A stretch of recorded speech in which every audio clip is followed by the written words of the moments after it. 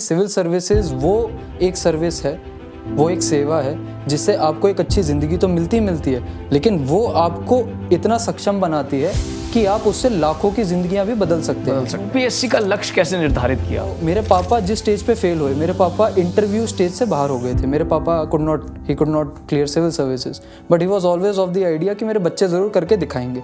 तो शुरू से ही वो मोटिवेशन फैमिली में थी, इनबिल्ट थी कि कभी ना कभी तो मेरे बच्चे इंटरेस्ट लेंगे। कि every year lakhs of candidates appear for it, you know, few hundreds make it. तो अगर स्ट्राइक रेट देखा जाए तो it is barely 1%. So how do you view this, intense competition? That strike rate is 1%. So don't you think so many students appearing, it's also a kind of a wastage of time?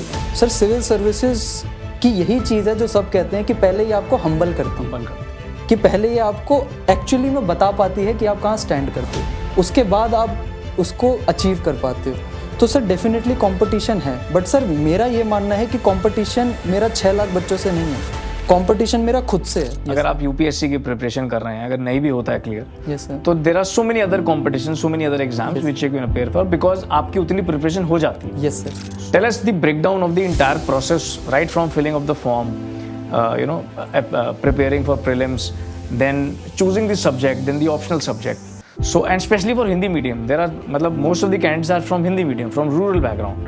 So, choice of subjects and the entire process, just break it down in brief for the benefit of the audience. Sir, तो subject selection की बात में general subjects are same for everyone. There is GS1, GS2, GS3 and GS4, जिसमें sir GS1 में आपका history के parts आ गए, geography के आ गए, सोसाइटी के आ गए। आपको 5 मिनट पहले पेपर दिया जाएगा, 5 मिनट में आपको 20 क्वेश्चन पढ़ने हैं और उसी समय आपको उसका आंसर भी स्ट्रक्चर करना है माइंड में।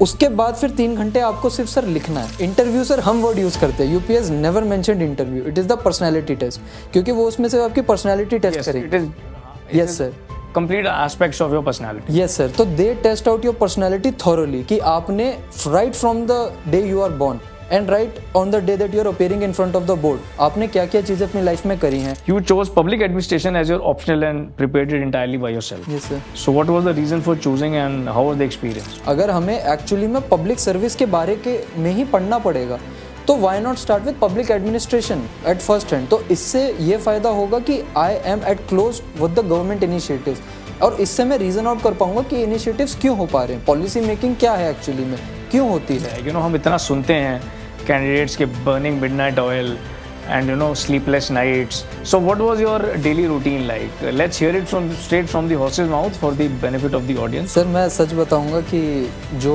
हाइप अप करते हैं 12 घंटे 14 घंटे, सर वो नॉर्मल डेज पे कोई नहीं पढ़ता है।